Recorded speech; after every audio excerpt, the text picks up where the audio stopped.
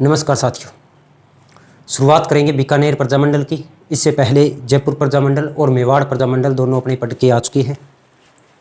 बीकानेर प्रजामंडल यह भी एक महत्वपूर्ण प्रजामंडल है और एक आपका मारवाड़ प्रजामंडल। तो ये चार प्रजामंडल महत्वपूर्ण है। इसके अलावा जो अन्य प्रजामंडल है उसमें जो इम्पोर्टेंट बातें होंगी वो अपने पढ़ लेंगे। चलिए शुरू करते हैं। बीकानेर में जन जागृति की शुरुआत करने वाले एक व्यक्ति थे चूरू के स्वामी गोपाल दास, जिन्होंने जन जागृति का कार्य किया था और ये मूलतः चूरू के निवासी थे। स्वामी गोपाल दास ने 1913 और 1914 में एक सभा की स्थापना की थी, सर्वहितकारिणी सभा। सर्वहितकारिणी सभा की स्थापना की थी स्वामी गोपाल दास ने 1913-14 में। इस सर्वहितकारिणी सभा के माध्यम से जन जागृति का कार्य किया गया। इसके अलावा इसी सर्वहितकारिणी सभा को कहा जाता था चूरू की कांग्रेस, क्योंकि राष्ट्रीय अधिवेशन में उस समय कांग्रेस ने एक अच्छी लोकप्रियता हासिल कर ली थी और जहां भी कुछ सदस्यों को मिलाकर जिस संस्था का निर्माण होता था उसे कांग्रेस कहा जाता था। कांग्रेस यानी प्रतिनिधि सभा। तो यहाँ पर जो सर्वहितकारिणी सभा जिसकी स्थापना स्वामी गोपाल दास ने की थी, इसे चूरू की कांग्रेस कहा जाता था। इसके अलावा इस सर्वहितकारिणी ने शिक्षा के क्षेत्र में अपना महान योगदान दिया था। यहाँ पर चूरू में इस सर्वहितकारिणी सभा के द्वारा दो प्रकार की पाठशालाएं चलाई जाती थी। एक तो थी कबीर पाठशाला और एक थी पुत्री पाठशाला या कन्या पाठशाला। और इन पाठशालाओं के माध्यम से यहाँ पर जन जागृति का या शिक्षा को बढ़ाने का कार्य किया था। तो सबसे पहले स्वामी गोपाल दास की महत्वपूर्ण भूमिका रही है बीकानेर प्रजामंडल में। इन्होंने इस सभा की स्थापना की थी जिसे चूरू की कांग्रेस कहा जाता था, और कबीर पाठशाला और पुत्री या कन्या पाठशाला की स्थापना भी स्वामी गोपाल दास ने इस चूरू हितकारिणी सभा जो थी सर्वहितकारिणी सभा इसके माध्यम से की थी। इसके बाद सीधे चलते हैं 26 जनवरी 1930 को। 26 जनवरी 1930 को एक तो थे महंत गोपाल दास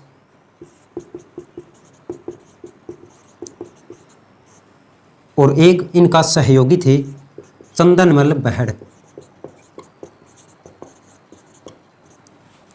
महंत गोपाल दास और चंदनमल बहड़ ने 26 जनवरी 1930 को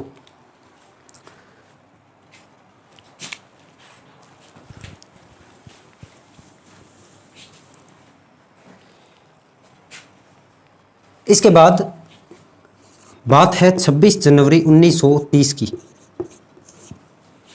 इस समय पूरे भारतवर्ष में कांग्रेस के द्वारा राष्ट्रीय आंदोलन किए जा रहे थे और इसी आंदोलनों के दौरान 26 जनवरी 1930 को दो व्यक्ति थे। एक तो थे महंत गणपति दास और एक इनका सहयोग करने वाले थे महंत गणपति दास और चंदनमल बहड़। और इन्होंने चूरू का एक धर्मस्तूप था, इस धर्मस्तूप पर तिरंगा फहराया था। धर्मस्तूप पर तिरंगा फहराया था। और इस समय अगर बीकानेर महाराजा की बात करें तो महाराजा गंगा सिंह जी का शासन था और गंगा सिंह जी के निरंकुश शासन को अनेक समाचार पत्रों ने अपने लेखों में भी प्रकाशित करवाया। प्रमुख रूप से अगर समाचार पत्रों की बात करें तो तीन नाम जो आप याद रखना चाहो तो रख सकते हो। एक समाचार पत्र था प्रिस्ली इंडिया, एक समाचार पत्र था त्याग भूमि और एक समाचार पत्र था रियासती। इन समाचार पत्रों में महाराजा गंगा सिंह के जो निरंकुश शासन था उसके बारे में लेख प्रकाशित करवाए जा रहे थे। हालांकि अभी तक बीकानेर प्रजामंडल की स्थापना नहीं हुई है, उससे पहले कुछ एक जन जागृति के कार्य या कुछ एक संस्थाएं जिन्होंने यहाँ पर जनता के मध्य रुचि जगाई थी, अभी तक उत्तरदायी शासन की मांग नहीं की गई है। तो सबसे पहले स्वामी गोपाल दास जिन्होंने सर्वहितकारिणी सभा की स्थापना की थी, और उसके बाद 26 जनवरी 1930 को महंत गणपति दास ने चंदनमल बहड़ के सहयोग से चूरू के धर्म स्तूप पर तिरंगा फहराया था। और इस समय महाराजा गंगा सिंह जी का शासन था, और इनके निरंकुश शासन के विरुद्ध इन प्रिंसली इंडिया त्यागभूमि और रियासती समाचार पत्रों में अनेक लेख भी छपवाए गए थे। इसके बाद चलते चलते टाइम आ गया 1931, क्योंकि 26 जनवरी 1930 को धर्म स्तूप पर तिरंगा फहराया जा चुका है। इसके बाद नवंबर और दिसंबर 1931 को इस समय लंदन में आयोजित हुआ था एक गोलमेज सम्मेलन।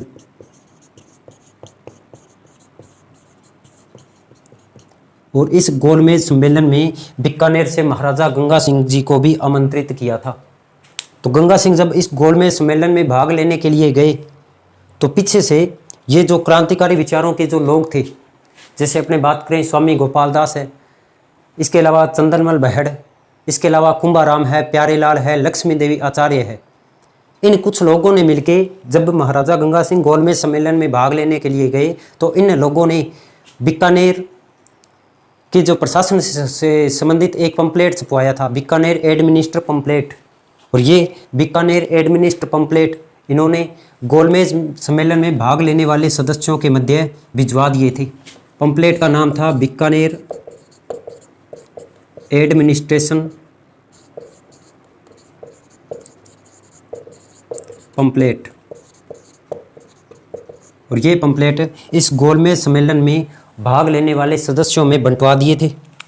अब जब सदस्यों में बंटवा दिए तो इसमें बीकानेर का जो प्रशासन है उसके बारे में जानकारी थी, महाराजा गंगा सिंह के निरंकुश जो यहाँ प्रशासन था उसके बारे में जानकारी थी।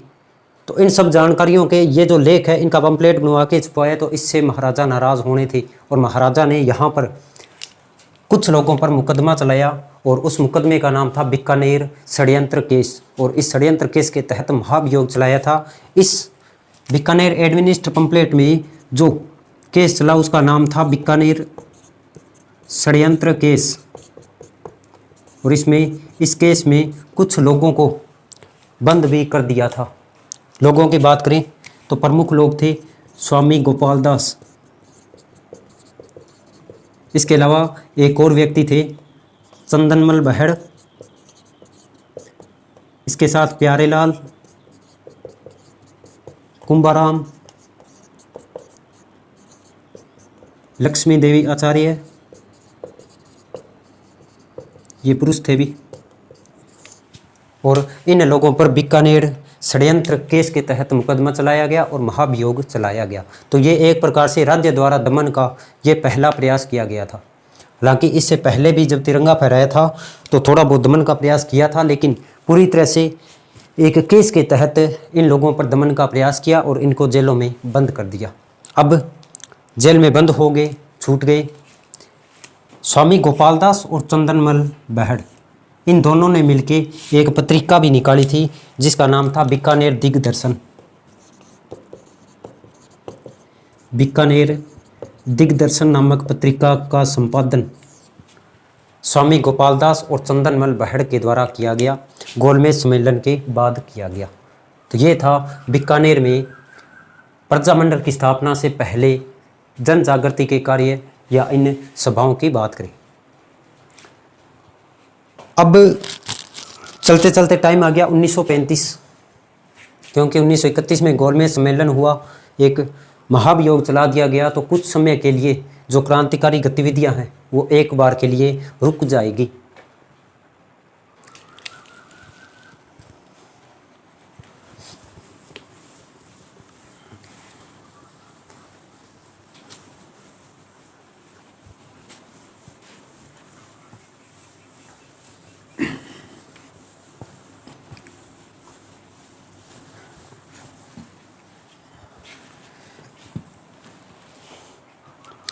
इसके बाद बीकानेर प्रजामंडल की स्थापना की जाती है, लेकिन बीकानेर प्रजामंडल की स्थापना बीकानेर से बाहर की जाएगी।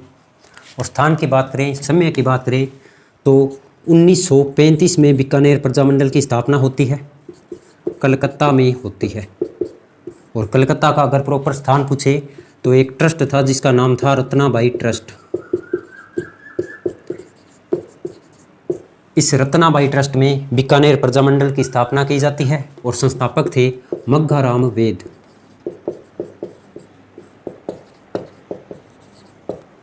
मग्घाराम वेद के द्वारा कलकत्ता के रत्नाबाई ट्रस्ट में 1935 में इस बीकानेर प्रजामंडल की स्थापना की जाती है। इसके बाद ये आगे बीकानेर में, और 1 साल बाद इसका पुनर्गठन किया गया 4 अक्टूबर 1936 को। और पुनर्गठन में शामिल लोगों की बात करें तो एक तो मग्घाराम वेद, रघुवर दयाल गोयल,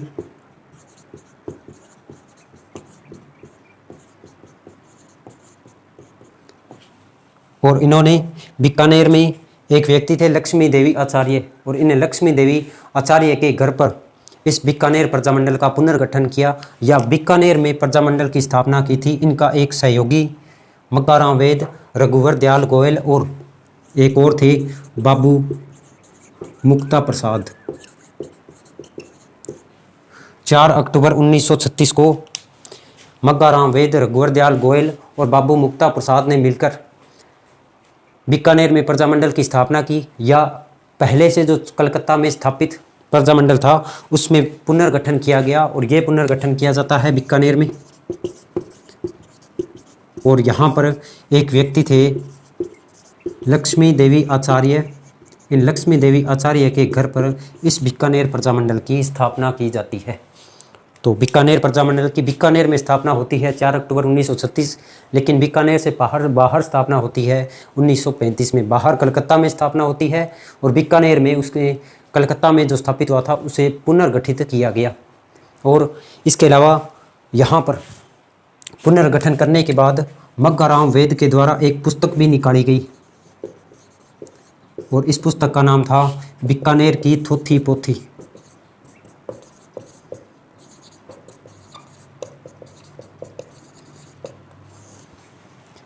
अब नाम बीकानेर आ गया तो वैसे भी क्वेश्चन करने में तो कोई दिक्कत नहीं होगी। हालांकि अगर इसके पुस्तक के राइटर पूछ ले तो मग्घाराम वेद है, बाकी किस प्रजामंडल से संबंधित है तो वो तो नाम में आ ही जाएगा।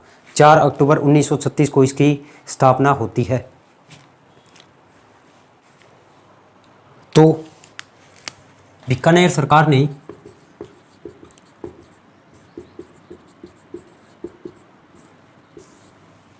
इस प्रजामंडल की स्थापना के बाद इस पर प्रतिबंध लगाने के लिए एक कानून पारित किया। हालांकि ये कानून 1932 में पारित हो चुका था। 1932 में ये कानून लागू हो चुका था जिसका नाम था बीकानेर सुरक्षा कानून, या इसी को कहा जाता है बीकानेर सिक्योरिटी एक्ट।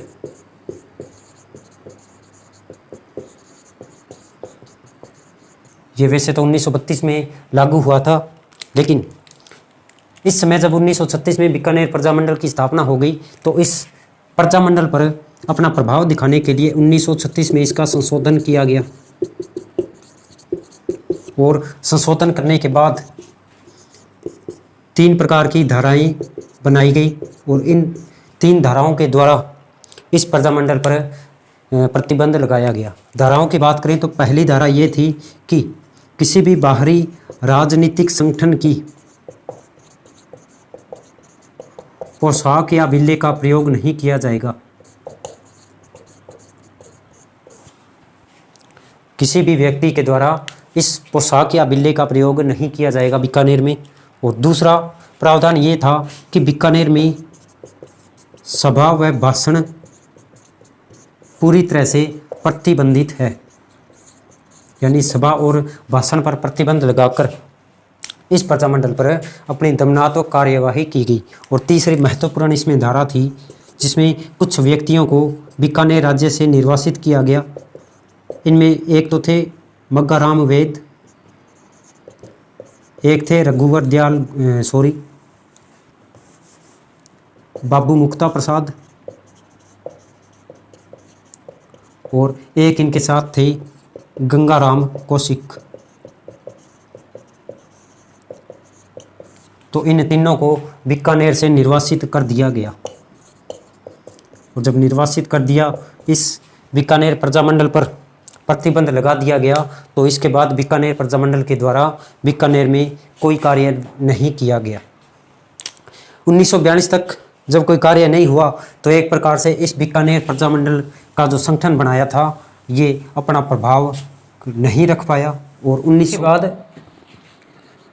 22 जुलाई 1942 को बीकानेर में एक अन्य संगठन की, एक अन्य परिषद की स्थापना हुई, जिसे कहा जाता है बीकानेर राज्य प्रजा परिषद। बीकानेर राज्य प्रजा परिषद। और इस प्रजा परिषद की स्थापना की थी रघुवर दयाल गोयल ने। और इस प्रजा परिषद के द्वारा सबसे पहले उत्तरदायी शासन की मांग भी की गई। तो यह भी एक इम्पोर्टेंट बात है कि बीकानेर में उत्तरदायी शासन की मांग किसके द्वारा की गई। उत्तरदायी शासन की मांग बीकानेर राज्य प्रजा परिषद के द्वारा की गई, जिसकी स्थापना 22 जुलाई 1942 को होती है। रघुवर दयाल गोयल ने इसकी स्थापना की थी। इसी बीकानेर राज्य प्रजा परिषद का एक अधिवेशन भी हुआ था। वैसे 2 अधिवेशन पढ़ेंगे अपने, 2 अधिवेशन हुए थे। पहला अधिवेशन हुआ था 30 जून 1946 को, और 30 जून 1946 को इसका अधिवेशन हुआ था रायसिंह नगर नामक स्थान पर, जो श्री गंगानगर जिले में है। इसका अधिवेशन हुआ था रायसिंह नगर में, वर्तमान में श्री गंगानगर में स्थित है। यहाँ पर अधिवेशन हुआ था 30 जुलाई 1946 को, और 2 दिन तक ये चला था, यानी 30 जुलाई और 1 जुलाई तक इस अधिवेशन में सभाएं की गई, जुलूस निकाले गए, तिरंगा यात्रा भी की गई। और इसी तिरंगा यात्रा के दौरान 1 जुलाई 1946 को यहाँ पर पुलिस के द्वारा दमन किया गया, पुलिस के द्वारा गोलियां चलाई गई। और इन्हीं गोलियों में एक व्यक्ति, एक राजनीतिक कार्यकर्ता जिसका नाम था बिरबल राम, और ये बिरबल राम पुलिस की गोली लगने से यहाँ पर शहीद हुए थे। और अगर कभी एग्जाम में पूछ ले कि बिरबल राम का संबंध किस प्रजामंडल से है, तो ध्यान रखना बीकानेर प्रजामंडल से संबंधित है। रायसिंह नगर में जो सम्मेलन आयोजित हुआ था, उसमें पुलिस द्वारा गोलियां चलाने के कारण बिरबल राम शहीद हुए थे। और इन्हीं की याद में यहाँ पर 30 जून से 1 जुलाई तक शहीद मेला आयोजित होता है, 2 दिन तक चलता है। इसके अलावा 17 जुलाई को यहाँ पर शहीद बिरबल दिवस भी मनाया जाता है। रायसिंह नगर नामक स्थान पर शहीद मेला और शहीद बिरबल दिवस 30 जून से 1 जुलाई तक 2 दिन मेले का आयोजन होता है, और 17 जुलाई को शहीद बिरबल दिवस भी मनाया जाता है। इसके अलावा एक अन्य अधिवेशन, एक दूसरा अधिवेशन होता है 3 सितंबर 1946 को, और इस बार सम्मेलन हुआ था गोगामेड़ी में, और गोगामेड़ी वर्तमान हनुमानगढ़ में।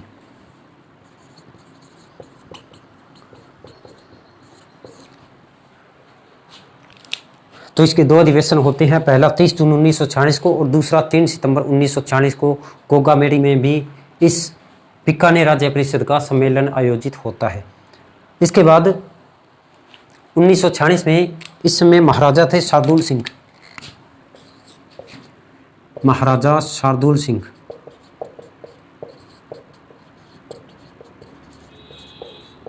और महाराजा शार्दुल सिंह ने दिसंबर 1946 में उत्तरदायी शासन स्थापित करने की घोषणा भी कर दी। उत्तरदायी शासन स्थापित करने की घोषणा कर दी।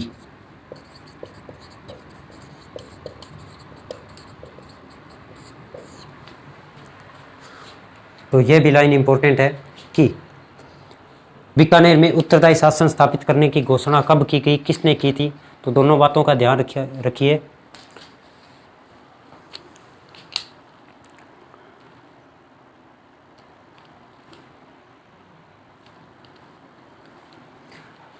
इस उत्तरदायी शासन में यहाँ पर कुछ एक कार्य किए गए, जैसे 1947 में एक एक्ट लाए थे, बीकानेर एक्ट। और इस बीकानेर एक्ट में कुछ एक प्रावधान थे, जैसे यहाँ पर एक द्विसदनीय विधानमंडल का गठन किया जाएगा, जिसके 2 सदन होंगे। इसमें एक तो होगी राज्यसभा और एक होगी धारासभा। इसके अलावा इसमें एक लोक सेवा आयोग का प्रावधान था, इसमें एक उच्च न्यायालय का भी प्रावधान था, और इसके अलावा सामाजिक स्वतंत्रता है, प्रेस की स्वतंत्रता है, भाषण की स्वतंत्रता है। इन सभी को इस बीकानेर एक्ट में शामिल किया गया। ध्यान रखना भी ये दिसंबर 1940 नहीं है, ये है 31 जुलाई 1946। 31 जुलाई 1940 को उत्तरदायी शासन स्थापित करने की घोषणा हुई थी। तो द्विसदनीय व्यवस्था लागू करने का प्रावधान था। ये घोषणा की गई कि एक राज्यसभा होगी, एक धारासभा होगी, इसके अलावा एक लोक सेवा आयोग भी होगा, एक उच्च न्यायालय भी होगा। इसके अलावा प्रेस भाषण की पूरी तरह से स्वतंत्रता होगी, समाचार पत्रों पर कोई पाबंदी नहीं होगी, सामाजिक अधिकार नागरिकों को दिए जाएंगे। लेकिन ये जो सारी घोषणाएं हैं, इनका कोई क्रियान्वयन नहीं किया गया, व्यवहारिक रूप में इन्हें लागू नहीं किया गया।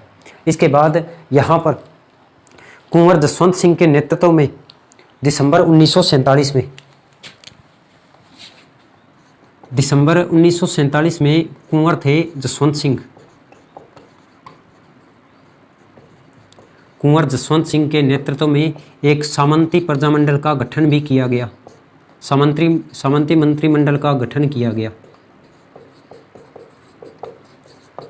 लेकिन जैसा नाम वैसा ही मंत्रिमंडल, सामंतों की प्रधानता थी इसमें, और सामंतों की प्रधानता होने के कारण बीकानेर राज्य प्रजा परिषद ने इसे स्वीकार नहीं किया, और जब स्वीकार नहीं किया तो ये मंत्रिमंडल कोई काम का नहीं था। इसके बाद 18 मार्च 1948 को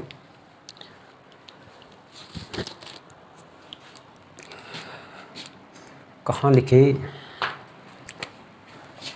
यह जो सामंती मंत्रिमंडल का गठन किया था, इससे प्रजा परिषद ने अस्वीकार कर दिया। इसके बाद 18 मार्च 1948 को एक मिला जुला मंत्रिमंडल बनाया गया, और इस मिले जुले मंत्रिमंडल में प्रतिनिधि प्रजा परिषद, इसके सदस्य भी शामिल थे, प्रजा परिषद के जो प्रतिनिधि थे वो भी शामिल थे, और इसमें सामंत भी शामिल थे। तो ये 18 मार्च 1948 को एक तरह से उत्तरदायी शासन की स्थापना हो चुकी थी, क्योंकि इसमें एक मंत्रिमंडल भी बना दिया था। और इसके बाद 12 दिन बाद बीकानेर का विलय हो जाता है 30 मार्च 1948 को। और जब विलय हो गया तो उत्तरदायी शासन स्थापित करने की कोई मांग नहीं रखी गई। तो ये था आपका बीकानेर प्रजामंडल। हालांकि बीकानेर प्रजामंडल पर प्रतिबंध लगाने के बाद जो सारे के सारे काम है ये किए थे बीकानेर राज्य प्रजा परिषद ने,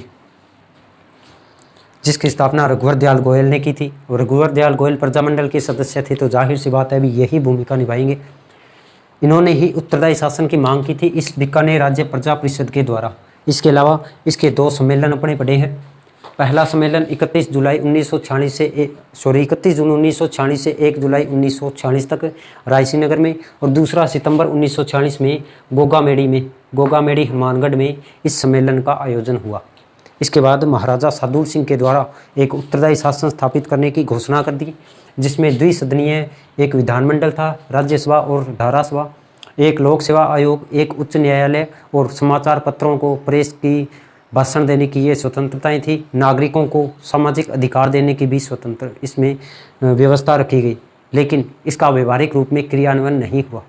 इसके बाद दिसंबर 1947 में कुंवर जसवंत सिंह के द्वारा एक सामंती मंत्रिमंडल का गठन किया गया, लेकिन इस सामंती मंत्रिमंडल को प्रजा परिषद के सदस्यों ने अस्वीकार कर दिया। इसके बाद एक नया मिला जुला मंत्रिमंडल बनाया गया 18 मार्च 1948 को, और 12 दिन बाद 30 मार्च 1948 को इस बीकानेर राज्य का राजस्थान में एकीकरण हो गया, विलय हो गया, और इसके बाद उत्तरदायी शासन स्थापित करने की कोई मांग नहीं रखी गई। तो ये था बीकानेर प्रजामंडल। प्रमुख व्यक्तियों की अपनी बात करके आए हैं। प्रमुख व्यक्ति मग्गाराम गोयल, रघुवर दयाल, और प्रारंभिक बात करें तो स्वामी गोपाल दास है, महंत गणपति दास है, इसके अलावा चंदनमल बहड़, लक्ष्मी देवी आचार्य है, गंगाराम कौशिक है। इन सभी की अपनी बात करके आए हैं। बीकानेर दिग्दर्शन पत्रिका की बात करके आए हैं, जिसकी स्थापना चंदनमल बहड़ और मग्गाराम वेद ने की थी। और इसके अलावा यहाँ पर एक पुस्तक की चर्चा भी करके आए हैं, बीकानेर की थोती पोथी मग्गाराम वेद ने निकाली थी। तो एक इसमें ये महत्वपूर्ण दिवस था बिरबल दिवस, और यहाँ पर शहीद मेले का आयोजन किया जाता है। इसके बाद अपना प्रजामंडल में इम्पोर्टेंट बचा है मारवाड़ प्रजामंडल, और उसके बाद सारे छोटे छोटे प्रजामंडलों की बात करेंगे। धन्यवाद। वीडियो को ज़्यादा से ज़्यादा शेयर करें और सब्सक्राइब तो करना ही है।